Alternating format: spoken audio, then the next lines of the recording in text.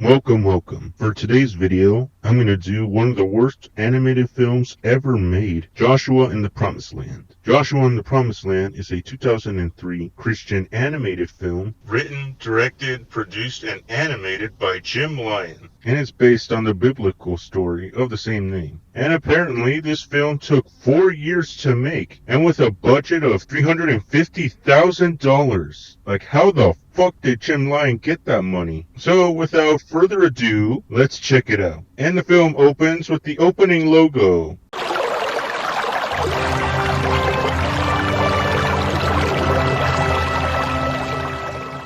And yep, just wait, we're gonna see more of this shit in a second. Anyways, after we get the opening credits, we're introduced to this pink monstrosity / narrator of the film.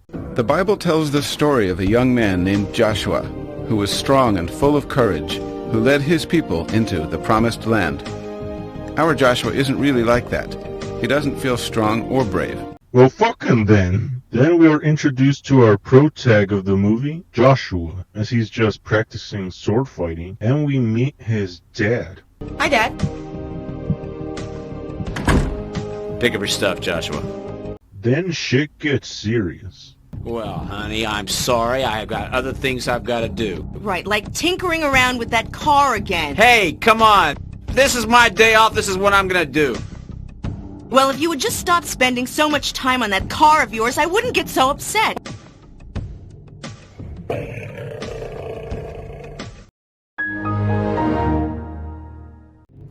Oh, honestly, Joshua, will you please get out of the way? I'm trying to fix dinner. What an asshole! So yeah, both of Joshua's parents are assholes, and he just goes to his room to sleep it off. Honestly, if it were me, I'd be drinking.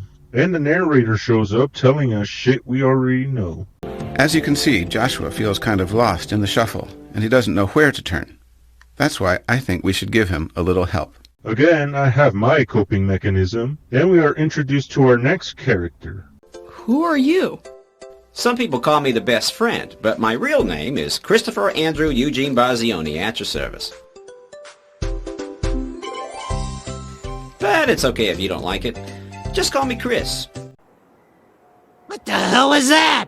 So this staticky motherfucker is Chris, Joshua's guardian angel, and he wants to take Joshua to a whole new world, a dazzling place he never knew. I don't know. My mom will get mad if I'm late for dinner. Hey, I promise that I will have you back in time for dinner. I don't know.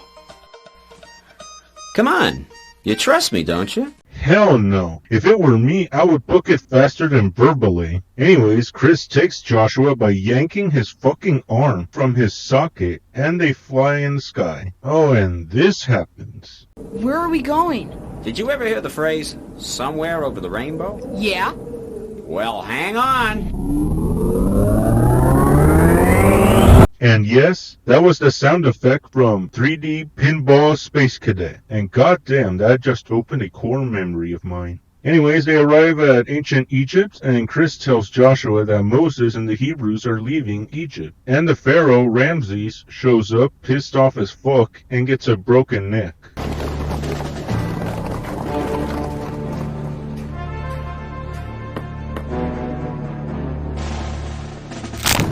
And we get to see the presence of God as a 3D fire render. And Joshua wants to touch it. Why? No clue.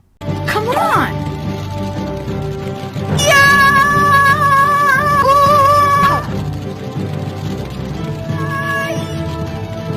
And get used to the sound mixing, because you're going to hear that a lot in this video. And so Chris saves Joshua and he takes him to the Hebrews, where Chris says this. Listen, Joshua. Sometimes a no means maybe. I'll grant you that. Hey, yo, what the fuck? But when it comes from God, a no means no. Capiche? Who am I talking to here? Myself? I understand. I didn't hear you. I said I understand! Excuse me, princess. And we meet the man himself, Moses, rocking that Thanos chin. And again, the narrator tells us shit we already know. According to the Bible, Moses is the guy God picked to do all his miracles and lead the slaves to freedom. He's one of the good guys. No shit, Sherlock. Chris then stops Joshua so he can continue his journey by possessing someone Wonder Woman 1984 style.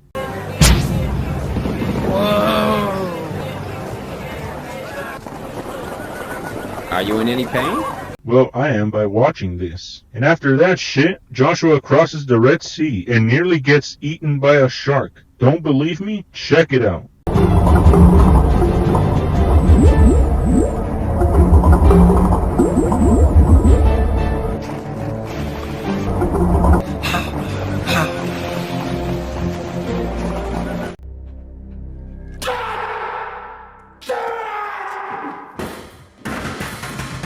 Anyways, the Egyptians are coming and the presence of God stops them.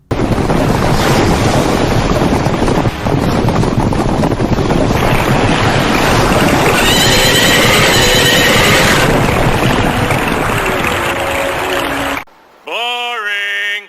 After that shit, we get the 40 years in the desert arc as Moses tries to keep the Hebrews happy, so he asks God for some takeout.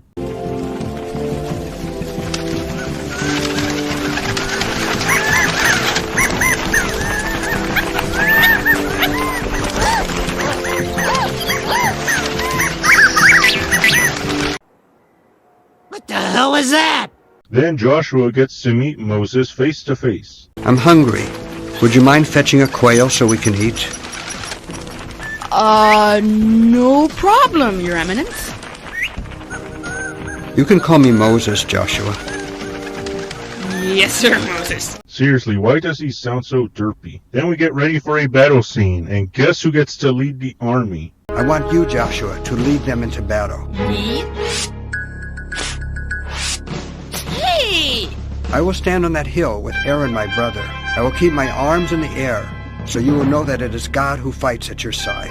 And yep, Moses just appointed a fucking kid. Sure, I bet this won't backfire in any way. And just look how he rallies the troops. All right, everybody! Let's beat these guys! If God fights with us, who can stand against us?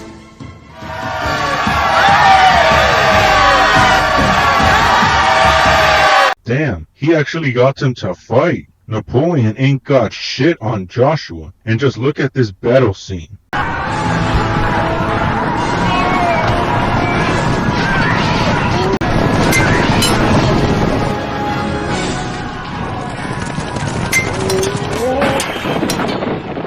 Goddamn, even Spielberg will be jealous of this shit. Oh, and by the way, we get to see Joshua fighting and killing people. And keep in mind, he's just a fucking kid. And there he goes, killing people with no hesitation. After a while, Moses can't keep his arms up, and the Hebrews start losing.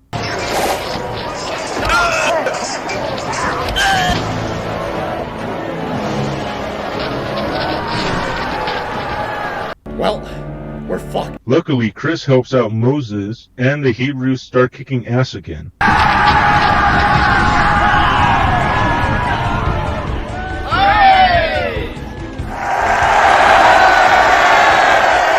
Unrelenting Gaming says, bro, what the fuck am I even watching? Smooch.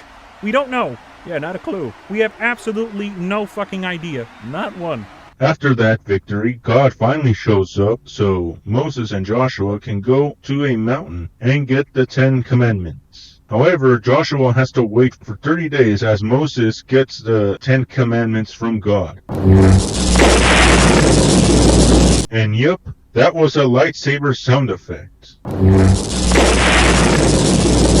I think George Lucas gonna sue somebody. Anywho, Moses gets the 10 Commandments, and both he and Joshua return home, only to discover something horrible. It is not the sound of victory or of defeat that I hear. It is the sound of singing. No! No! He said it! He said it! So yeah, the Hebrews are worshipping a golden calf, which pisses off Moses, so much so that he destroys the 10 Commandments and punishes the Hebrews by breaking down the calf, mixing the powdered remains in water, and making the Hebrews drink it. Finally, he made all the people who broke the law drink the water. Yuck! Yeah, I don't want to be around when they have to shit it out. Then Moses goes back to the mountain and asks God for forgiveness. He shows up later with new stone tablets, and they place it in the Ark of the Covenant, so Indiana Jones can find it centuries later. Anyways, the Hebrews finally arrive to the Promised Land, only to find it inhabited by heathens and sinners. So my kind of people. Then Joshua goes in there as a spy and nobody bats an eye. God damn, Lloyd Forger ain't got shit on Joshua. Oh my god! Anyways, it's sacrificing time.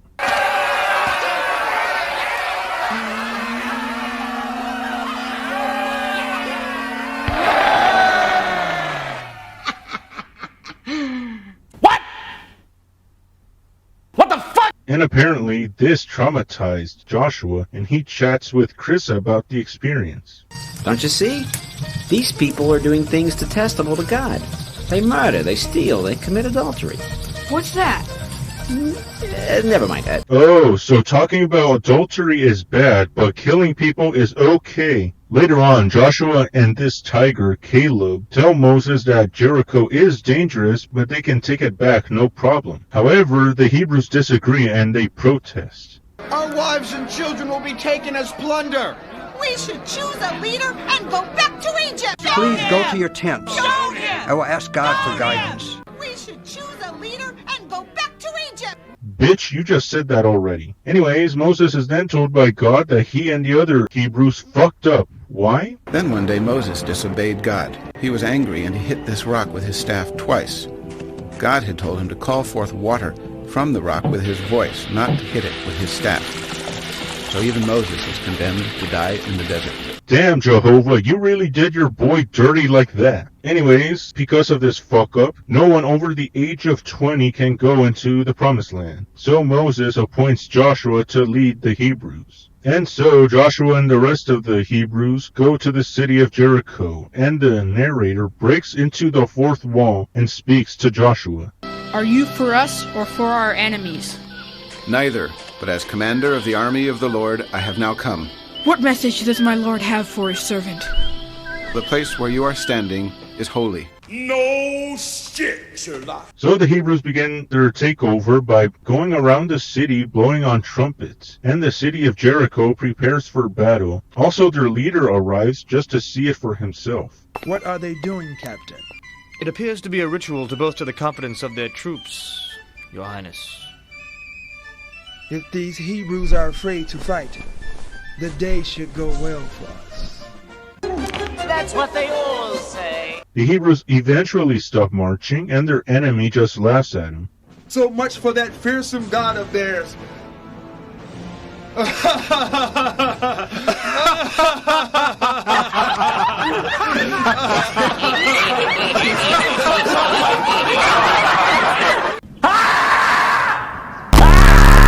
And then shit really hits the fan.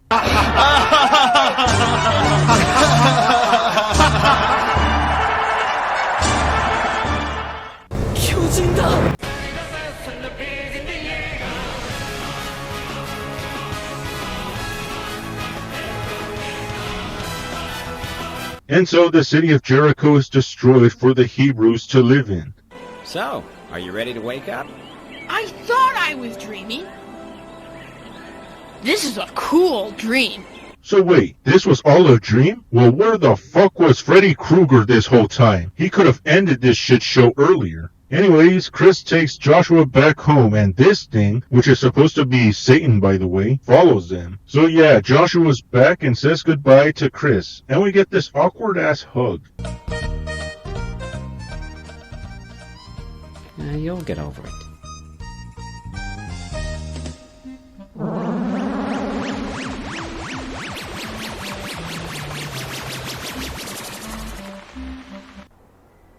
What the hell was that? Oh, and this Satan variant appears and fights Joshua to the death.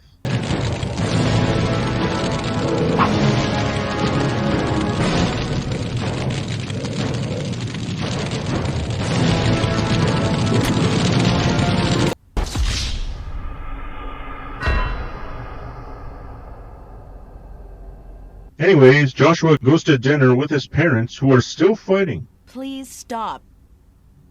I don't care about Grace right now. I'm hungry. I'm sick of this. First it's the car, now it's dinner. Wine. What an asshole! And apparently they stop when Joshua arrives. And they even apologize for the shit they said earlier. I'm sorry I yelled at you, honey. It's okay. I forgive you. Darling? Yes, dear? I'm sorry I yelled at you. Oh my god, who the hell cares? And the film ends there. But believe it or not, there's more. Because apparently, there's a deleted scene from this movie. Which is surprising because this whole movie looks like a deleted scene. So this scene begins with the opening title called Freedom for Rahab. And it takes place before the Hebrews conquered Jericho. And Joshua appoints some spies to scout Jericho. Which doesn't make a whole lot of sense because both he and Chris follow them to the city and they are invisible. Like seriously, you couldn't do it yourself, you lazy bastard? And so the spies hide in an inn and we see the reason why this scene was cut. Now why don't you two men tell me just what it is I can do for you? We seek no companionship. Now that's a disappointment. This house offers a whole lot more than a place to lay your head. Hookah! How come you know hookah with me? So yeah, they are with a prostitute, which again, adultery is a big no-no. But killing people is okay with these people. Fucking hell. And by the way, there's this one motherfucker called Captain Scarface. You get it? Because he has a scar on his face. Who notices the spies are very sus, and he goes searching for them. Then Rahab questions the spies. We are Hebrews. The God of heaven and the God of earth has sent us here to spy out this land, which he has given to us as an inheritance. Boring! And apparently she decides to help them by hiding them from the guards. Does the king require my services? No, we don't need any Rule 34 shit here. Bring out the men who came to you and entered your house, because they have come to spy out the whole land. They are Hebrew. The men left. I don't know which way they went. We have lost valuable time pounding on your door, woman. Anyways, she tells the spies that they are safe, and the spies help her by giving her a long-ass piece of cloth so she can hang by the window so that the angels don't destroy it. And it's pretty much the whole reason why that one building is left untouched in the final version. In addition, Chris tells us that Rahab was the ancestor of Jesus Christ. And so that was Joshua and the Promised Land. I couldn't find any information whether this movie was a hit or not, but it was passed around with Christian groups. And this film later got a cult following after YouTuber Saberspark uploaded his review of this film. Yeah, I just wish he introduced me to the masses, because seriously, this show needs a shit ton of help. Apparently, Moist Critical saw this movie years ago, before Saberspark. And from then on, the film has received negative reviews from other YouTubers and online critics. And surprisingly enough, the only ones who haven't given it horrible reviews are the Dove Foundation, which gave it a 5 out of 5 and said that this movie is on par with the likes of J.R.R. Tolkien.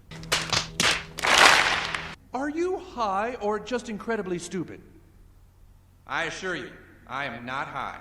Now with all that out of the way, what do I think of this movie? Is it any good? Fuck no! No, of course not. You have to be fucking high to think this movie is amazing. This movie is fucking awful. The animation is atrocious as hell. And all of the character models are poorly animated. Like you can see them clipping themselves or clipping with other items. And they move like fucking rubber. They literally have ragdoll physics. Not to mention they look horrible. And like how I mentioned before, this film was animated by Jim Lyon and it took 4 years to make. Seriously, 4 fucking years. And this was the result. Like, goddamn, even James Cameron can make better shit in 4 years. Also, the voice acting is just terrible. None of the actors are professionals, nor do they portray the emotion of the characters correctly. And the dialogue doesn't help either, as it sounds like it's AI generated. It makes bad English dubs sound better in comparison.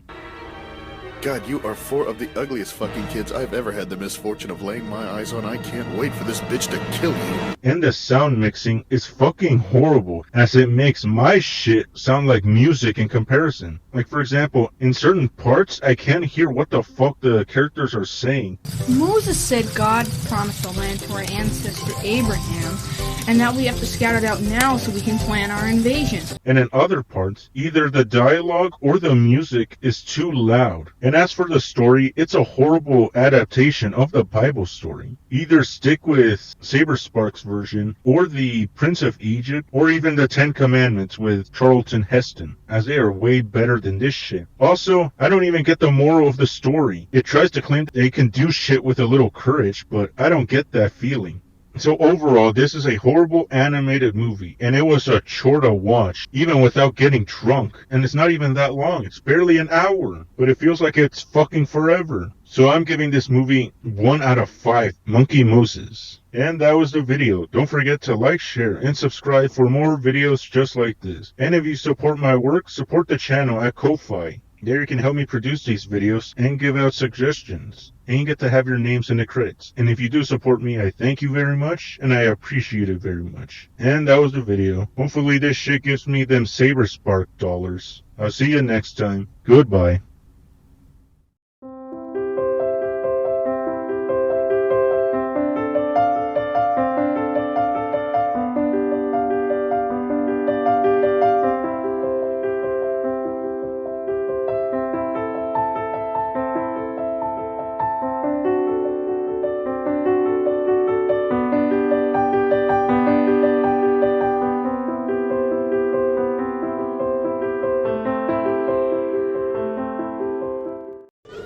No! No! Woo! Yeah, baby! That's what I've been waiting for. That's what it's all about. Woo!